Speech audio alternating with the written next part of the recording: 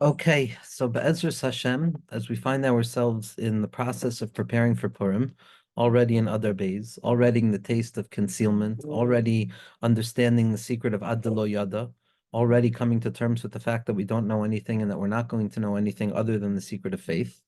It's time to prepare ourselves and to go deeper into the light of Purim with Rebbe Nachman. Now, Rebbe Nachman, very similar to Moshe Rabbeinu, is a light of concealment, is specifically when he is concealed, specifically when Moshe Rabbeinu has his patira, is there going to be a revelation of Moshe Rabbeinu within the heart of each and every yid, the Nakuda of Moshe within the heart of each and every yid, as we've spoken about.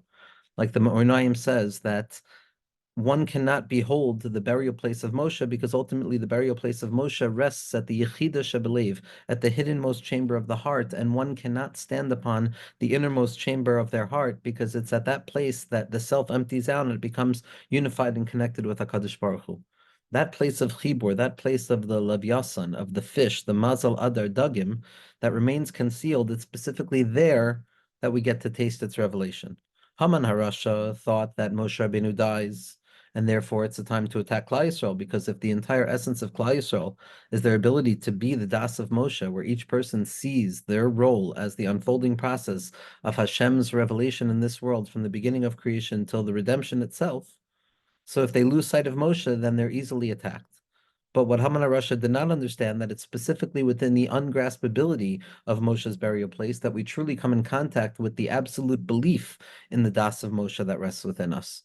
If it's identifiable, if it's provable, if it's evidence-based, if I can locate the place where Moshe rests within me, then my mind will assume that the relationship that I have with the Pneumius of myself is contingent upon all of those circumstances. But it's specifically when all of the circumstances fall away and there is nothing that gives us accessibility to that place of Moshe Rabbeinu, to that place of the Kodesh HaKadoshim, it's there that we open up our minds to realize that it's never been based on our actions. It's never been based on our attitudes. It's never been based on how we act. It's based on the fact that Hashem has chosen that we're mechuber to Moshe Rabbeinu. It's the Megillah. It's the Pur, Hu HaGoral. It's the recognition that I know absolutely nothing. And therefore, when I relinquish my attempt to know something, it's specifically there that I learn to have that thing by way of faith. It's by way of faith, emuna l'mala mitam v'das, above rational knowledge, that I come to connect with Moshe Rabbeinu. And it's specifically the death of Moshe, the departure of Moshe, the concealment of Moshe, that enables Moshe Rabbeinu to be revealed in each and every fabric of existence. And like Moshe Rabbeinu, like the tzaddikim hamitim, the yechidei hadoros who go down towards the depths of concealment to reveal the light that's hidden there, so that Klal Yisrael can come back to the Ribono Shel Olam and say, "Look, we've taken your concealment and we've crowned you with it. We've given you beautiful crowns that could have never even been revealed in times of revelation. We've built binyanim mifuarim, we've built beautiful revelations and Torah and kedusha and emunah and self-sacrifice and avodas Hashem, specifically from within concealment. We make those crowns for HaKadosh Baruch Hu, and we bring them back to him, specifically from concealment. That's not without Moshe.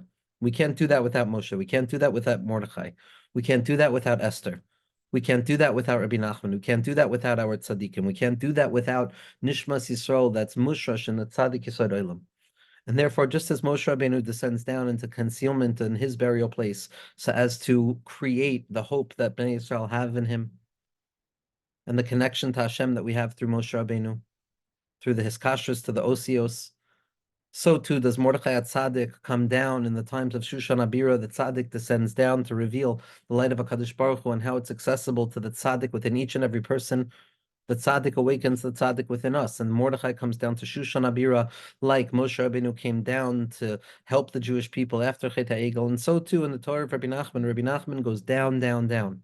Rebbe Nachman goes down, and what we have from Rebbe Nachman's revelations are a drop in the bucket relative to the true meaning behind his words. Each Torah and Likkutei Moharan that came down to us through the Tzaddik Rabbi Nosson, all of the Shmuels, all of the writings are all Kodesh HaKadoshim, which means that they're inaccessible other than that one particular point in the year where the Kohen Gadol is Nichnas Lifnai Ulifnim.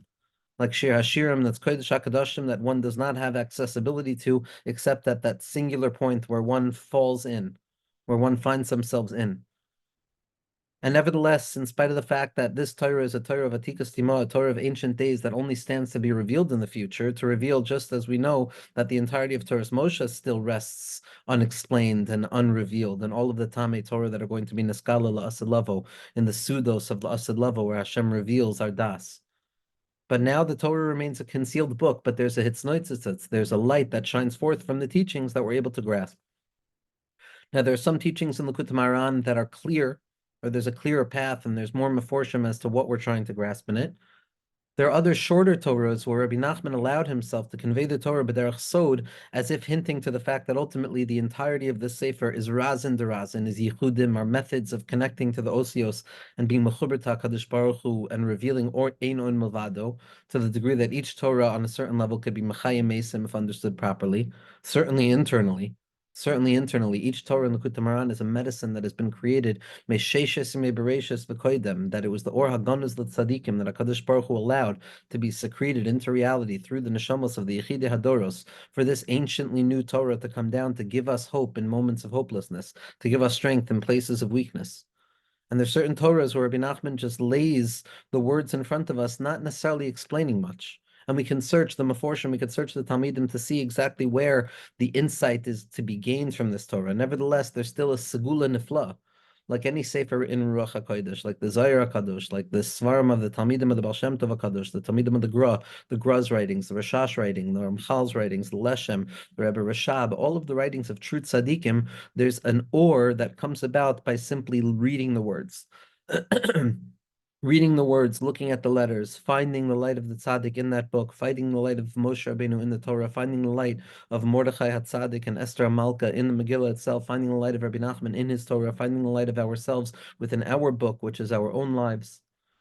It gives us the ability to take the Torah as it's revealed to us and try and understand in our own particular way what it might mean. Now, Rav Yitzchak Meir Morgenstern Shlita writes in his Bira on Sanhedrin, I believe it's Daf Savdi Ches Amad Aleph, is that in truth, like all tzaddikim who emulate Moshe and are trying to be like Moshe, especially the true tzaddikim, especially the Yechidei Hadoros, especially Mordechai HaTzaddik, especially Rabbi Nachman of Breslov, Rabbi Nachman ben Fegas, Chus Yogan Aleinu, Nachum Levei Mokor Chochma, the light of Yesod Da'aba, the light of Purim, the Hiskalis of the Tzaddik, Lamata Mi'asar Tfachim. And so anytime we have a real tzaddik, they orient themselves towards Moshe Rabbeinu. What we're told about Moshe Rabbeinu is Ish Asher Ruach Bo. He was a man who had spirit within him, and Chazal tell us that what that means is that he had the ability to be Hoylech Keneged Ruach V'Ruach Shekol Echad Ve'echad. That Moshe Rabbeinu, as a man of spirit, as a man of breath, he had the capacity of identifying the direction and the way to bring about breath to each and every other person, to be machavin his words to the ruach of each person. Like they said by the tzaddikim, that the chiddush of being by the tzaddik and hearing Torah from the tzaddikim ha'amitim is that it seems that they're speaking directly to each and every person, in spite of the fact that each and every person feels that way. The secret of the unity in the whole and the unity of the parts, how the prat and the klal, how I can be the entirety of existence, and at the same point, the other person is also the entirety of existence, and there's enough godliness for each and every person, and there's enough of the tzaddik for each and every person, and it's the secret of shakai, which is the light of yesod, which is the light of tzaddik, a sense of enoughness. And if it means that there's a sense of enoughness, that means that each and every person has enough of what they need in terms of their kalim of understanding to grasp the words of the tzaddikim. If the words of the tzaddikim mean anything above, they have to mean everything below as well. If there's any moment throughout the unfolding of history, from the highest point to the lowest point, where the light of the tzaddik is not accessible and the Torah of the tzaddik is not accessible, then on a certain level, it's a begam, it reveals a blemish or a mistake within the Torah of the tzaddik. The Torah of the tzaddikim hamitim need to apply to every person, no matter where they find themselves, as they understand it. Ish asher ruach bo, each and every person according to their own understanding. And when we learn the Likkutei Moharan, each and every person has their own understanding, and that comes with the microsystems and the macrosystems that influence the method of reading and hermeneutics and the Yud Gimel Midah Shatorah Nidreshes Behem. So everything I'm saying is b'derech efshar, b'derech efshar de efshar, because it's going to be based on words that Rebbe Nachman himself did not write. But Ashreinu Matel Chalkenu, that we have Rabbi Nassan and Yeshal Milismoich. That without Rabbi Nassan we would have absolutely nothing. And not only do we have Rabbi Nassan, but we have the Talmidim of Rabbi Nassan. We have all of the Doiros and the Hishtalshalos of Breslov, to the degree that in spite of the fact that it appeared at first glance to be a Toiter Chasidim and a Toiter Torah, dead Chasidim with a dead Torah that couldn't be understood, in truth has been revealed to be Adarabba, Ibcha Mistabra, that specifically in the death of Moshe, that Moshe is born, and we have Rebbe Nachman, and we have all of the Talmidim, and Dor Vi Yeshuv Hena, we have Rav Avram ben Rav Nachman, and we have Rav Levi Yitzchak Bender and Sich Sarfei Kodesh Ad in our generation, where we have the Tzaddik, we have the Rebbe, we have all of the Talmidim Amitim of Rebbe Nachman, we have all of us. Basov Kulam Yu Breslov. Each and every person has to see to themselves as if the words of Rabbeinu were not spoken for anybody other than themselves. Until the moment that I'm hearing them, there was no proper understanding of them. Again, with the healthy balance of realizing that that's just the playfulness that is allowed to me in the process of interpretation. Not to say that this is the essential meaning of the text, nor is it to detract from each and every person's ability to read the text as they see fit without trying to claim that this is the essence of what the text means. That belongs to Rebbe Nachman, and even there, it's not rooted in an absolute certainty, but rather it's the application of the Torah to every possible degree, because only then can we ensure that we truly understood the application of Rebbe Nachman's Torah. Because in truth, the only thing to do if you're trying to now continue the path of Rebbe Nachman's Torah is to do what Rebbe Nachman did in Likkutei Halachos, which is everything. Likkutei Halachos is a taste of Gan Eden because of what it represents is the hispashtis ha'ein sofiyut of the Torah itself. How the Torah is really ultimately a name of HaKadosh Baruch Hu, and it unfolds ad infinitum. Rabbi Nassan's unique capacity to maintain the central point while deviating away from the center point, seemingly in extensions of circles and circles and circles of seemingly incidental information, yet at every moment, at any moment he so desired, he would return back to the very central point of the Torah, illuminating the heart with the revelation that, oh my God, every single sugya in the world has all been teaching me this one thing. Because Rabbi Nachman's Torah is all, it's the Nekuda Panemius, and this is true for all of the tzaddikim, especially the tzaddikei yichidei hadoros, that each Torah contains everything, and a person should have the capacity, in accordance with Chai Klalim of Rav Avram ben Rav Nachman, the rules and regulations and the models of how to learn the Moharan. A person should be capable of living their entire life with one Torah. We know that we live our entire lives with Reish Pei Beis, with Nekudos Tovos. There's an entire generation that only lives based on a Torah that Rebbe Nachman gave, which is the fact that there's an irreducible amount of good in each and every moment. All the more so, each person can find their own Torah with the humble trust that the way I understand the Torah is the way that the Torah is meant to be understood in this particular moment. And so we're looking Be'ezras Hashem in Likkutei Moharan Tinyana, in the second volume of Likkutei Moharan, Torah Ayin Dalet. I'm going to try and be mitzamtzim myself so that we can focus on the Torah with a practical outcome, a practical outcome for the Yomim Habayim Aleinu L'Toiva Be'ezras Hashem Yemei Geula that are carved to Geula Hamakusha to Geula Shnei Shlavei HaGeula, and to read the words of the tzaddik and to ultimately try and have a connection. So I'm going to try and hold myself back from deviating about why it's Torah Ayin Daled in the second volume of Likkutei Moharan, and it's the second chelik of Das and the Edus and the second Das that's removed from original Das, the need to testify to something that one doesn't even know anymore. It's 2 steps removed from Rebbe Nachman. It's Tinyana, it's the second expression of his Torah, and it's the Edus, which means that it's just a testimony upon something that once happened, and it's specifically in this 2-step distance away from the seemingly connection to the fount at which the Torah was coming forth, the Nachal Never Makar Chachma. It's specifically here that we're going to uncover the secret of the testimony, the aid, the ayin hagadola of Shema, and the Daled Hagadola of Echad. Shema Yisrael Hashem Elokeinu Hashem Echad, the Yichud that's Niskala specifically from that place of concealment, from closing off the eyes, from closing my eyes to reality and listening to the inner voice of Aid, which is the secret of Gal Aid, which is the secret of Lag Ba'omer, v'chulei. We're not going to do that. Okay. Zokt Rebbe Nachman. Acher Purim Karim Parshas Para. After Purim, we come and read the Parsha of the Para Aduma, of the process of purifying a person from the impurity of death. Shehi Hachana LePesach. And Parshas Para, ultimately, the purification from the death and the pollution of death, is a preparatory stage for Pesach. Why? Ki Parshas Para Karin Kadeshi and Nizharim Latayr Mitumas Meis Kadeshi Tahirim Lasois Pesach. Because the purpose for the para was to refine us and to purify us from the stench of death that had descended upon the individual, both physically, metaphysically, spiritually, psychologically, on all levels. And this purification process and the refinement away from that death was ultimately so that a person can come properly prepared into the world of Pesach, which is the Hakravas HaKorban. Meaning to say that Hakravas HaKorban, a Pesach orientation, a Pesach experience, demands a certain element of preparation. You can't just run into Pesach. You need to be purified. You need to be purified. And again, we're not going to focus right now on what para represents. Para represents the thought that I knew something and ultimately coming to terms with the fact that I know nothing. And so the purification from that death, from that stench of death, from that feeling that I know what loss is and I know what presence is, I know what revelation is and I know what concealment is, I know what's real and I know what's not real. All of those things and those deeply held assumptions about reality, about ourselves, about other people that impact so greatly the way that we orient ourselves to the events of our lives. The prescribed notions of thinking that create the mournful process of death and the joyful process of life.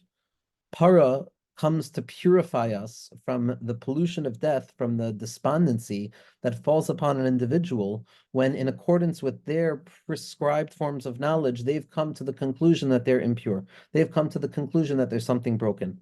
Para Aduma, the Tahara process that comes about through Para Aduma, is that Para Aduma represents the unfathomability of all things. Shlomo Melech, who thought he knew everything, who thought he had a very clear vision of what reality was, he comes to realize, Amarti I thought I was wise, and then I've come to understand that it's far from me. I don't know anything at all.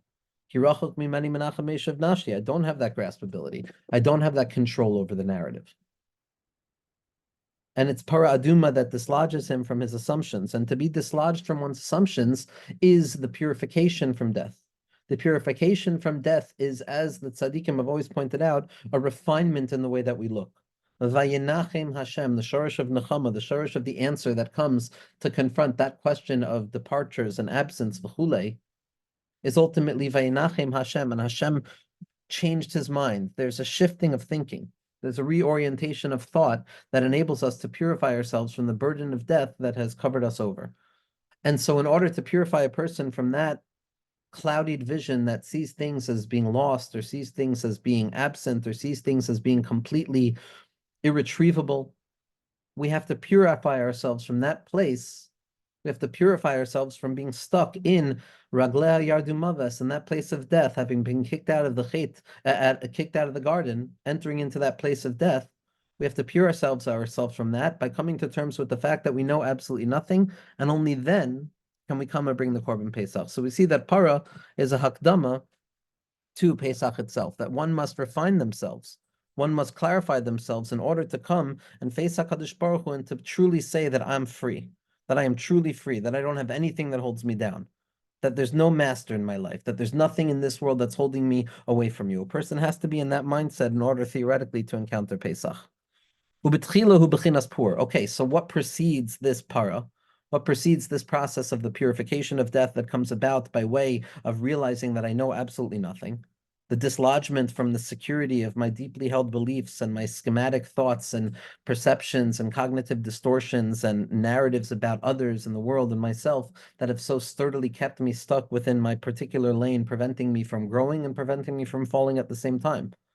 And then comes along the para amarti mimeni. It's metahiris atmeim and metames atahirim, that the reorientation of narrative is a difficult process for anybody, no matter which way you look at it, no matter what the status of the person is. The ability to realize that I don't have the story as neatly held and tightly held and wound as I thought I did. That redemptive mindset of coming to know that I don't know anything and reorienting myself towards the new beginning of Pesach is preceded by the Pur, is preceded by Purim.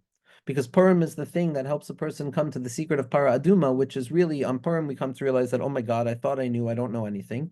And then Para is really incorporating that reality into ourselves. So we realize that, yeah, I pashut don't know anything. I thought I knew something, but I don't know what's up. I don't know what's down. All I know is the path that's rooted in front of me and the next right thing to do in accordance with Hariula Hashem Kol Haaretz, the halachic orientation that a person binds themselves in this world, or the right path that a person uncovers for themselves.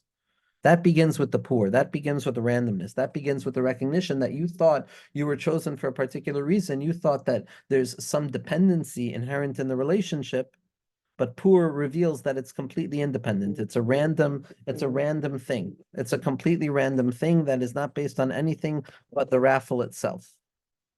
So what we have is that para leads to Pesach, and what leads to para is the secret of Purim. B'tchila hayu b'chinas pur. In the beginning, there was the aspect of Purim, ki Purim al shem hapur, because the shoresh of Purim is ultimately this unknowability, the revelation that everything that I thought I was basing my relationship and connection to the inherent goodness of myself on, and all of the dependencies and all of the considerations and preconceived actions that I need to be engaged in order to conceive of myself as beautiful in the eyes of HaKadosh Baruch Hu. I let go of that. I come to realize that it's all just a raffle. It's all just a raffle. It's all just a raffle. As we say, every time a person takes their children to learn in father-son learning, in that orientation, there's two modes of revealing the Torah. There's the revelation of Torah from Shavuos, and there's the revelation of Torah from Purim. The revelation of Torah from Shavuos is learning Torah, trying to understand the Torah, seeing the beauty of Torah, and then the revelation of Torah of Purim, of Hadar Kiblu B'Me'ach HaShveirosh, is the ruthlessness of the raffle. A child coming to terms very quickly with the fact that another child won just because another child won, not because of any other circumstances other than the randomness of it. Now, Avada, it's a random precision that reveals to us and dislodges us from our need to know everything. But ultimately, it's that process of Purim that leads to the purification process of Para. Para, and then Pur, this unknowability, this recognition that nothing is based on what I thought it was, and Vinahapelchu, and I don't know the difference between Ar, Haman, and Baruch Mordechai. That leads me to the process of Para, which teaches me very deeply, and I need to dislodge myself from all of my previously held conceptions of what I know absolutely about the world, others, and myself, HaKadosh Baruch Hu, and I need to open myself up to the possibility of learning again as a child, and then I can begin the process of Pesach. I have to come to maturity. I can't come with my lichluch. I can't come with that stench of death. I can't come with my broken bones into Pesach. I need to be purified. And that purification process takes place in the two-stage destabilization of the Pur, which is coming to realize I don't know anything, and then the Para, which is the integration of the recognition that I don't know anything, and it's specifically there that I'm going to have the purification process. But again, the not knowing anything is just preparatory, theoretically, at this stage, to the coming to Pesach, which is then where I get to know. On Pesach, I get to know, because I'm a clean vessel, I'm pure, I don't have chametz, I've gotten rid of everything, I have fully let go of all of the things I need to let go of, and I am here in front of you, HaKadosh Baruch Hu, and I'm ready to be Pesach yet again. The orientation towards Pesach being that place where I'm pure and I am able to start again with a clear conscience, and that there's nothing bothering me, and I know that I am doing my very best. That's the process of Purim to Para to Pesach. And so once we see, as Rebbe Nachman says, Ki gam Purim ubevada hi derech lePesach. So what we said in the beginning is that Para leads to Pesach, but now understanding that Purim leads to Para, Rebbe Nachman is saying that in truth it's Purim, Para, Pesach. That Purim is the recognition of not knowing anything at all, realizing that what I thought was up is down and what is down is up. Then comes along the process of Para, where I integrate that and I actually allow it to dislodge me from my previously held beliefs about myself, my previously held self-limiting beliefs about myself, about others in the world, the negative framework in which I view things, and the purification process from the death-bringing thought processes that hold us down by the end of the year and that are killing us and swallowing us up and creating a sense of possible hopelessness, God forbid. We go through that process of the Para of Amarti Achak Mevi Hirachaykim Yimeni. The only way of healing an egel is coming to terms with the realization that I knew absolutely nothing. Amarti Achak Mevi Hirachaykim Yimeni. It's not my fault. As Moshe Rabbeinu came to the face of HaKadosh Baruch Hu and said, it's not their fault. As Mordechai Tzaddik came in the face of HaKadosh Baruch Hu and said, they didn't really mean to eat from the Suda of Achashverosh, it's not their fault. As Rebbe Nachman came down to teach Klal Yisrael that, no, they're not really miyayish, ein shem yesh b'olam klal, they're not really sad because the only thing that exists is simcha. The tzaddikim come down to reveal this place, this redemption, and so it goes. So now we see that Purim then leads to Para, which is the acceptance of this truth, and then we come to Pesach. Gigam Purim ubevada hiluch derech Pesach. V'zeh bechinas svaisav shoishanos notvas more over.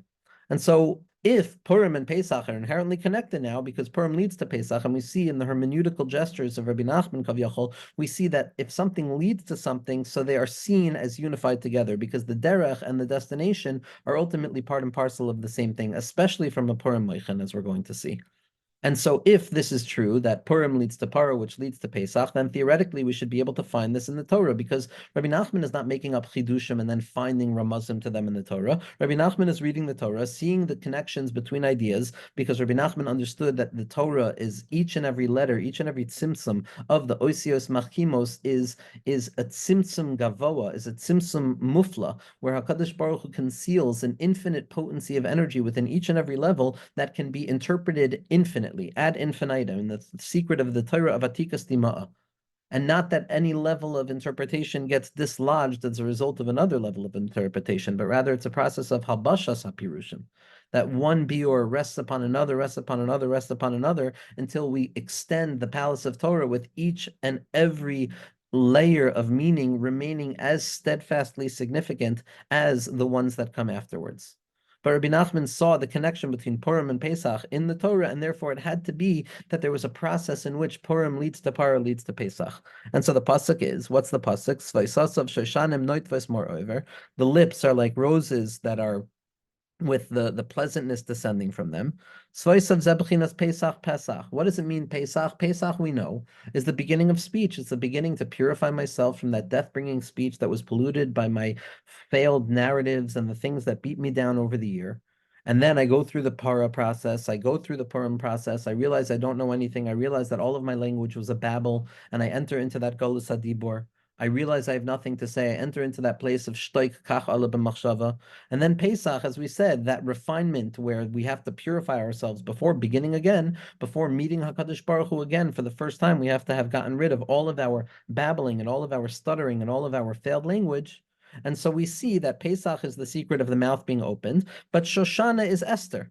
Shoshana, the mouth, the muscle of the mouth, is the language of Esther, meaning to say that the dibor that comes about on Pesach only comes about through the Shoshana of Esther, Kamuva Bezorah, Kadosh Bekisvei Arizal, the Shoshana Gematria Esther. Esther represents Malchus, concealment, and specifically from that concealment that the lips are going to be open. So we see that Purim, we see Esther Amalka is hinted to as the process that will eventually lead to the goal of Pesach, which is the opening of the mouth. And Noitvois Mor Oiver, as well as this pleasantness, the pleasant fragrance that descends down. Zebechinas Mordechai. This is the aspect of Mordechai at Tzaddik, Mar Dror. Mordechai Tzaddik is referred to as Mar Dror, as the pleasant smells, as the redemption and the freedom, Lashon Cheres, a language of freedom, Bechinas Cheres shel Pesach.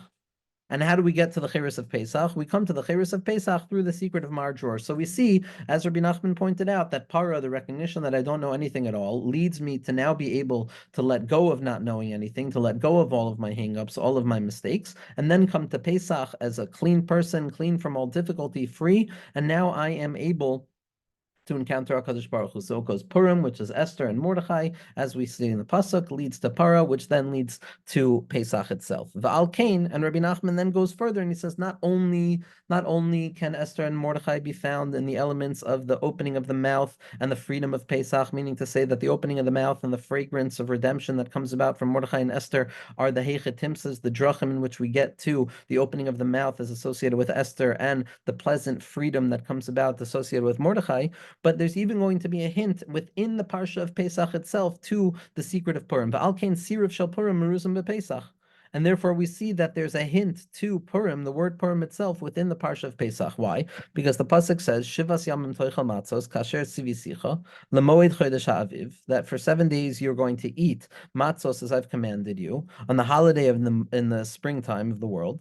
Not this in the holiday of the springtime, Kibo yatzata mi Mitzrayim, because it's a commemoration of the time that you left Mitzrayim. V'lo yira'u pnei rekam, and nobody will see my face empty-handed. Meaning to say that when they come up for oile regel, they're going to be ready for the korban. Mi Mitzrayim v'lo yireyu pnei rekam. Roshei tevos mem vav yud pei reish spell out Purim.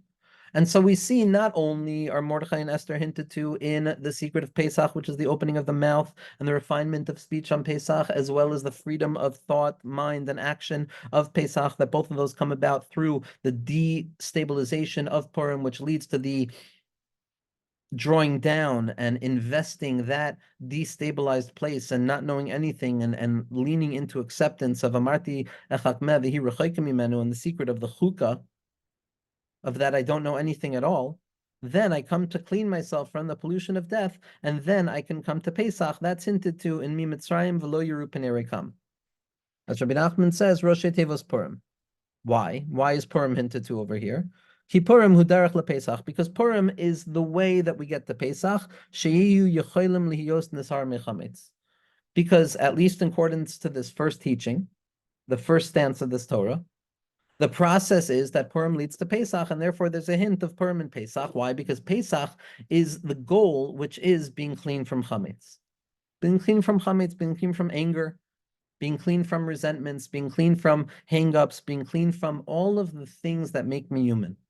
All of the things that make me human, all of the things that make me a bar misa, someone who lives with a reality of death awareness, of ups and downs and losses and anxiety. That's the chametz, as Rebbe Nachman describes throughout, which all express themselves ultimately in the ease towards anger and the frustrations and the resentments that come about when a person doesn't look at themselves, at the world, or other people properly. When a person overasserts themselves, when there's overassertion of the self, there's by nature resentments that emerge, and then the anger gets turned inwards and it becomes depressive and it keeps a person stuck in all manners of stuckness.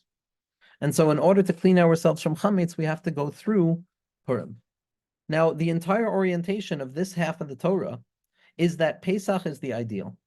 Pesach is the ideal. A person starts with Pesach. What it means to start with Pesach is to be purified, to be able to bring the korban. It means to be able to clean yourself from chametz completely. It means to be considered free from all things. It's a place of moichin, the godless. To start with Pesach is to start with das, with knowing. And Purim is the process, and Para is the process where a person gets rid of all of their not knowing, gets rid of all of the destabilization, gets rid of the reality of I don't know anything whatsoever. I come to terms with myself fully. I let go of any of the problems that I live with, and I'm purely ready to start again with a moichin of Pesach.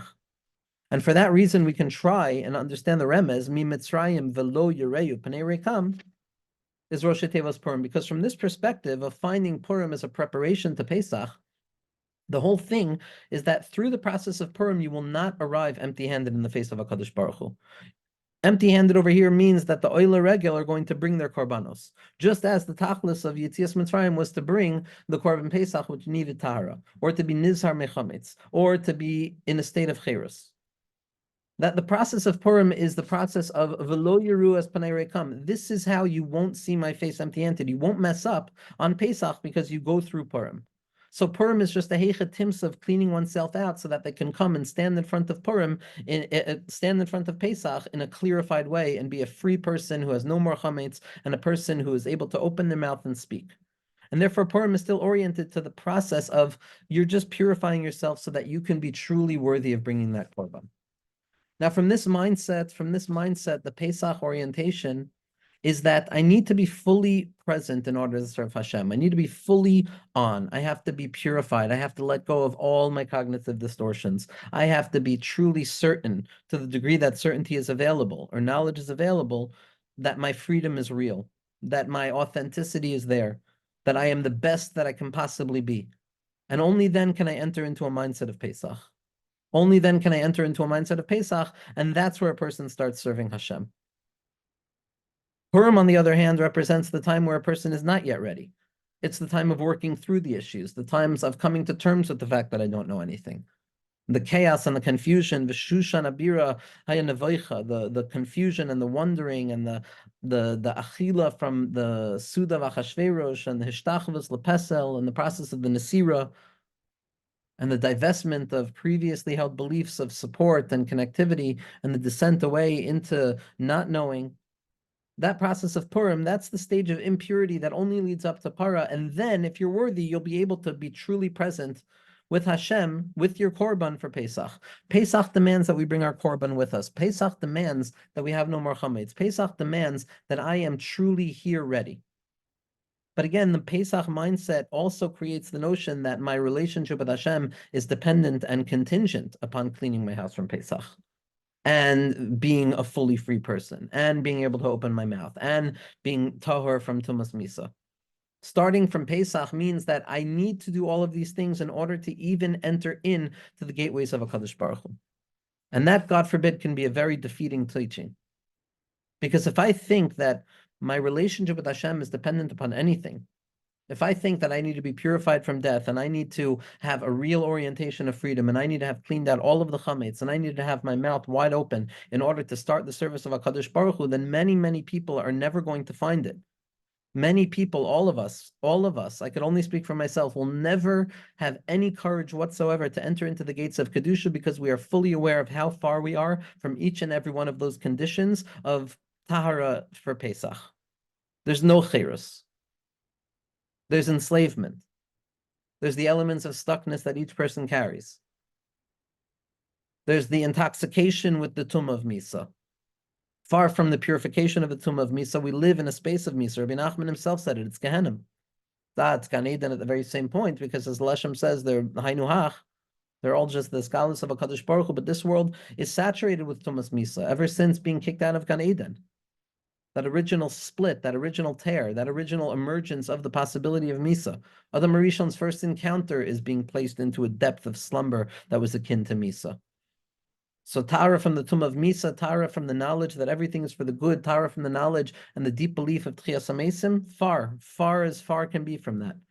Tara from Pesach, from the ability to open the mouth, words are just mumbles. Words are just attempts to assert oneself over and over. A language, as Rebbe Nachman describes, that comes from doubts, and it comes from insecurity, and it comes from the need to self-aggrandize, and it comes from that place of deficiency that needs to be filled. So purity of language, the ability to say Pesach in order to be a Yid who can stand in front of Hashem on Pesach and say, I'm here, far as far can be. Free, there's no freedom. The semblance of freedom on Shabbos Kodesh that emerges into a person's life is a hitznoitzisis of an or of la'asad lavo when a person empties themselves out. But other than that, descending down into the enslavement of the self and the intoxication of self and the fears and the concerns, who can say that they're free? And to clean the house from chametz, to be truly clean from that place of anger and self-righteousness and self-importance and self-aggrandizement and frustration and rigidity and carelessness and lazy, all of the stuff, all of the chametz. Who can say that they've truly cleaned their house of chametz? And so therefore, if Pesach is the beginning, if Pesach is where we start from, and Purim is just the preparation to get to Pesach, then it's going to be very difficult for a person to truly feel that they're righteous enough to be a servant of HaKadosh Baruch Hu, to enter into the gates of Kedusha. But here's where Rebbe Nachman brings down Rebbe Nachman's teaching into an even deeper place. In parentheses, v'pasak ba'emsa ha'inyan v'lo gilo yoser. Rebbe Nachman stopped in the end of this teaching, and he did not reveal anymore. And the Torah continues, and it says, Ki b'tchila hayu kol ha'aschalos me-Pesach. In the beginning, all of the beginnings began from Pesach. Ve'al kein kol ha'mitzvos heim zeicher l'tzias Mitzrayim. Ve'achshav, parentheses, v'lo siyim.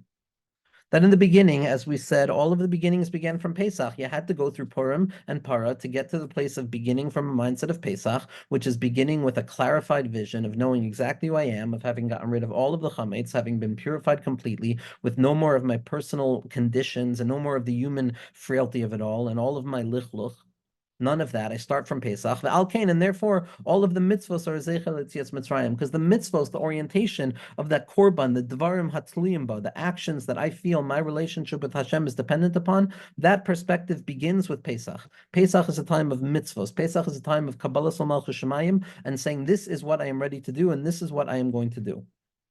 Bittul adas, in order to accomplish the Maisa Mitzvos, to build oneself up one step after another, to come to Shleimus to the degree that a human being is capable of coming to the experience of Shleimus, which comes when I accept that I can't be Shalim.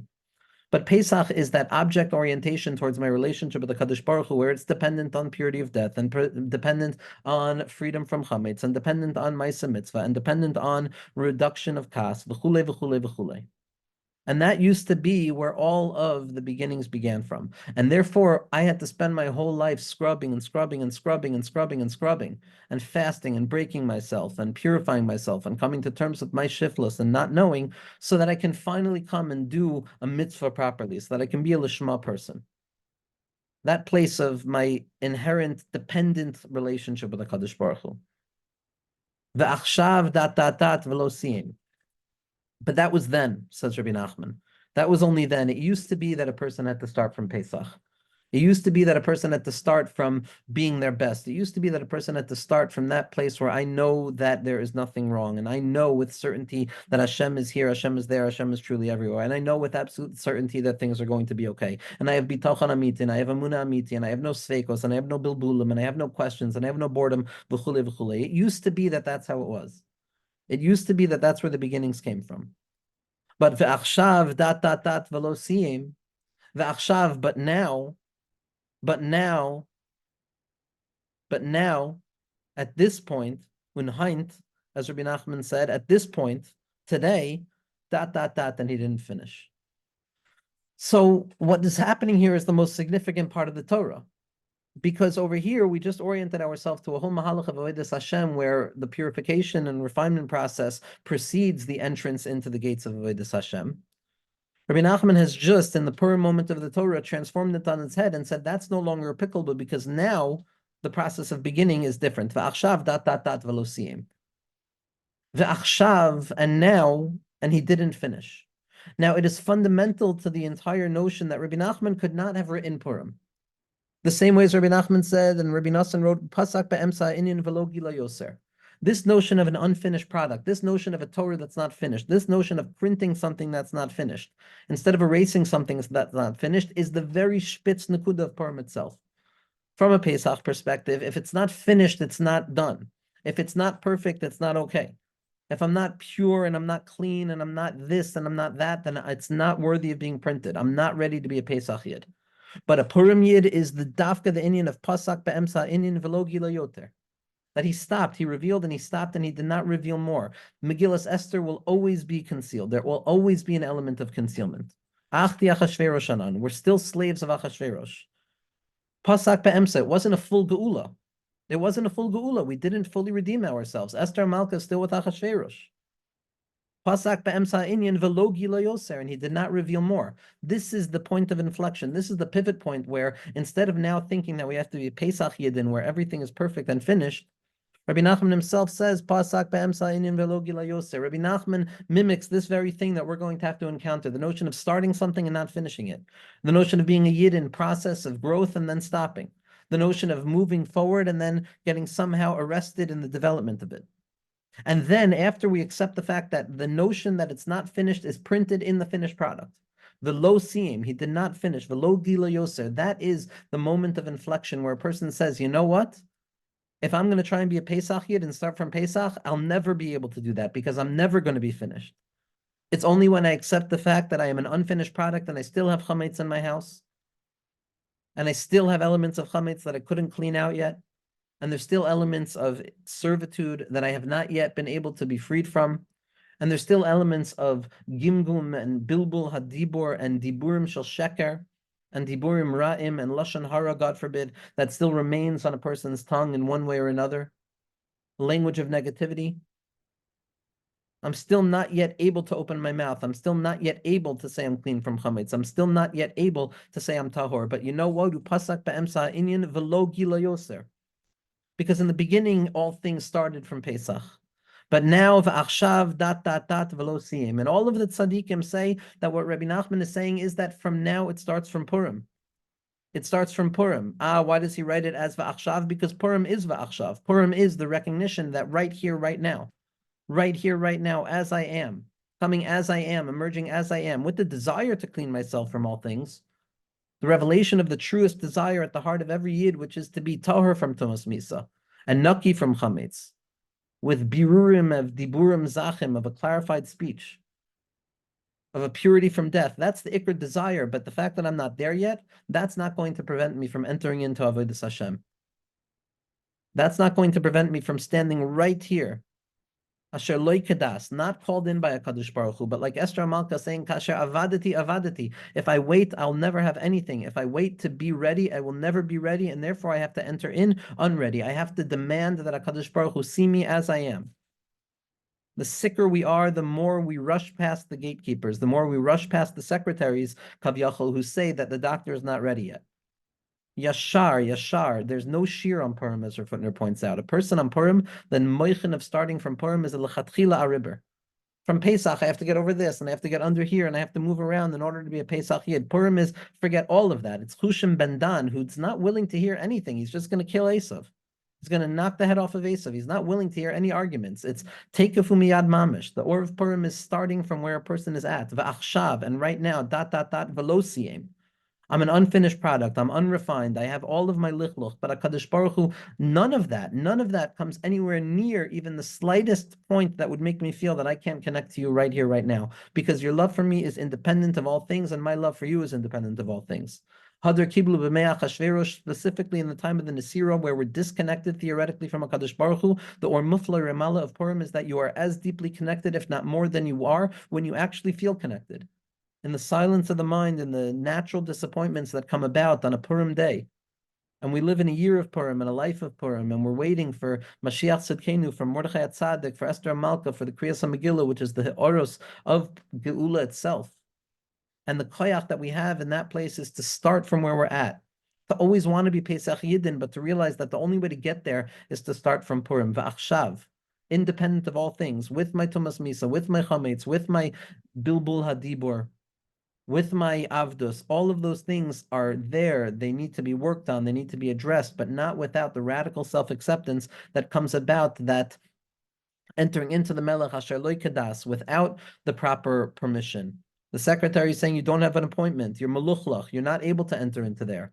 You don't have a right to look at these books. You don't have a right to feel this connected to HaKadosh Baruch Hu. You don't have a right to utilize the radical nuclear power of faith in such a way. You haven't done all of the preparatory stages for Pesach. But there comes about a time of v'achshav, which is right now, hayoim, and b'kol tishma'u, where we say we're not waiting. We understand we should be Pesach Yidden. We'll get there. We know your books. We know what your tzaddikim told us already. We're the deepest Pesach Yidden available. And because we know that, we can become Purim Yidden, which is the ability to break on through to the other side without any preparation necessary. U'b'chein yavo el hamelech. U'b'chein yavo el hamelech asher lo kadas, without being called. And it's specifically with that awareness of Keli Lama Azavtani, Rebbeinu Shalom, I can't be Pesach anymore. I can't be it. It's too hard to clarify myself from Tumas Misa in a world of Misa, to clean my house from Chametz when Chametz is all that seems to exist, to free myself from servitude when all I am is a servant, to speak clearly when all there is the self-assertion of the self. How could it possibly be? Keli, Lama Azavtani, as Esther Malka enters into the Beis HaTzlamim, as she's willing to sacrifice herself, to no longer even try and be a Pesach Yid, but to own the reality of being a Purim Yid. And in that place, Esther Malka makes a Tanai, Kasha avadati. I have lost it. Ben kach, I've got nothing. I will never be a Pesach Yid. I will never be a Pesach Yid. I can't. It's too hard. The irreducible stains of the self are too irreducible. They can't be gotten rid of. Hein ba'avain chalalti. I'm born, and as a result of being born, I am marked by a particular deficiency, which, as we know, is not rooted in human nature, but rather the nature of the divine. The fact that Kedushasi l'malam kedushasechem, I am not God. Mamela, I will never become perfect. I will never become a Pesach Yid. The only way to do this is to start from the achshav.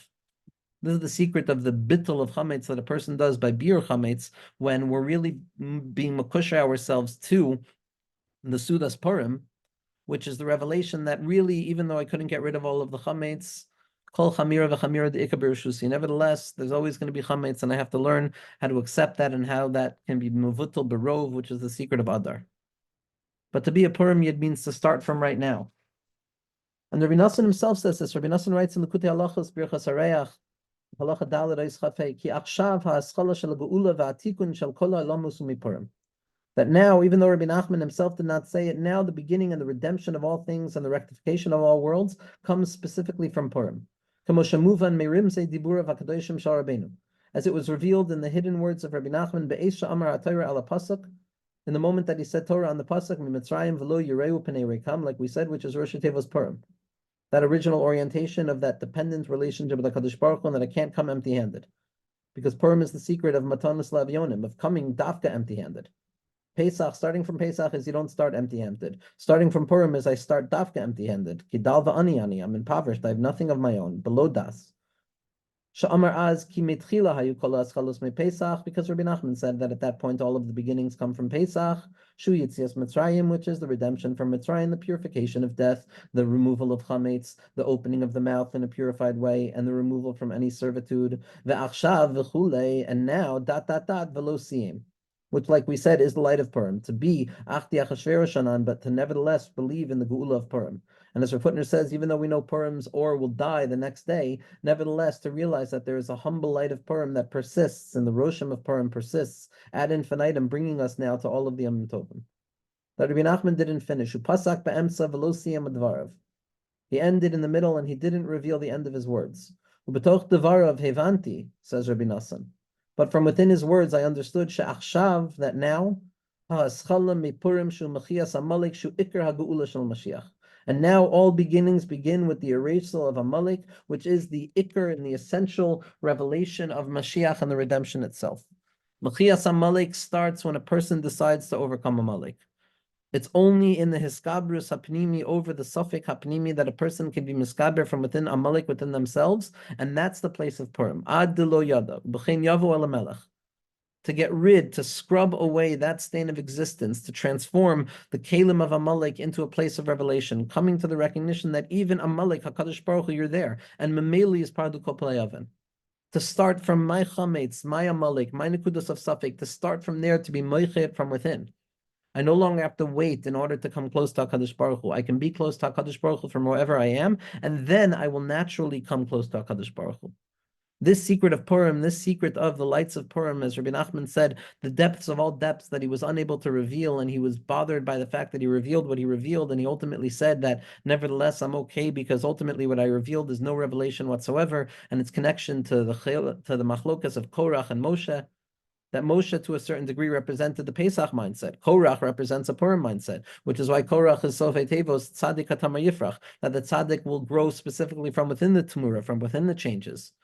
And the birur that Rebbe Nachman was involved in with that neshama of Korach and rectifying that imbalance and balancing out the process of Hashem loving us independently and dependently, that process gives birth to Rebbe Nachman's teaching to us that it now begins with Purim. It now begins with Va'achshav. It now begins with Hayom.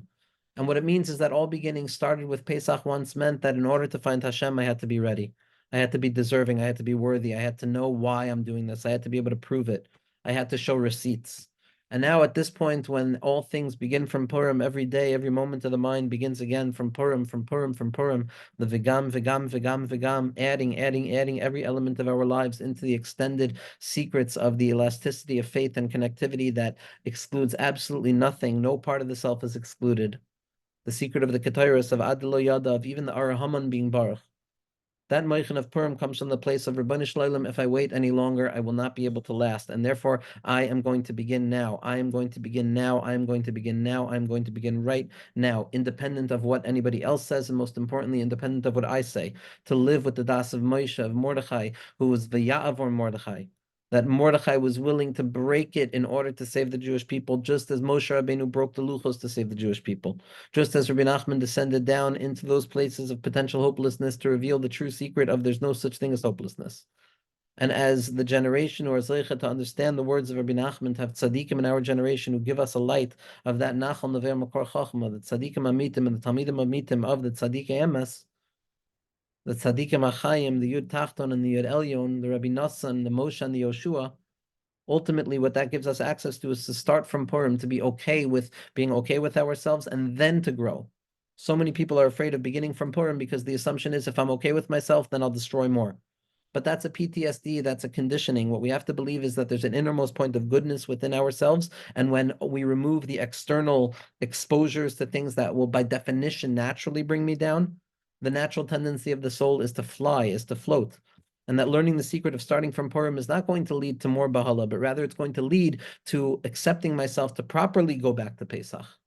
To go back to Pesach with the seriousness, but with the laughter at the heart of the seriousness, with the Purim at the heart of Pesach. And Be'ezras Hashem, we should be Zoicha, as Rabbi Nassan said, to the Geula al Yedei Purim itself, the or of the Geula of Mashiach, when we're Moicha Amalek Memela, we just erase it. Why is Amalek gone? Because I said it's gone. There's no Amalek. There's another Nukud of Amalek, it's gone. Erased, erased, erased, erased. That's what we do in Zachor. We read it twice. We try and read it and we realize, oh, we don't know how to read it. We're still in doubt. Amalek, you're still here. I read it again. Like Chushim Ben Dan, who doesn't care about anything. Chushim Ben Dan, that deafness, that Mikra HaMegillah, awakening ourselves specifically in the darkness where all we can do is hear what we can't hear.